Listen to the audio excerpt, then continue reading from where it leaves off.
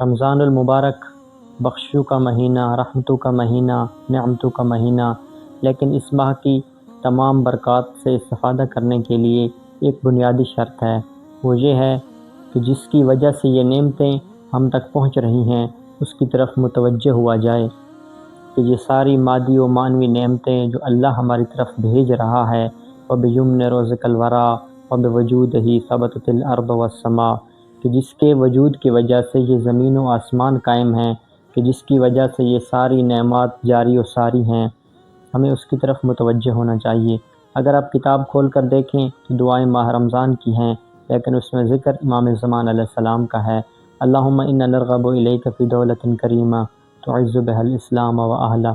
وتذل بها النفاق واہلہ، کہ اے اللہ ہم اس ماہ رمضان المبارک کے نعمتوں اور برکتوں والے مہینے میں تجھ سے امام زمان علیہ السلام کی عالمی حکومت کی چاہت رکھتے ہیں، لہٰذا ہمیں اس نتیجے پر پہنچنا چاہیے کہ اس ماہ کی برکات کو حاصل کرنے کے لیے ہمیں امام زمان علیہ السلام سے متمسک ہونا چاہیے۔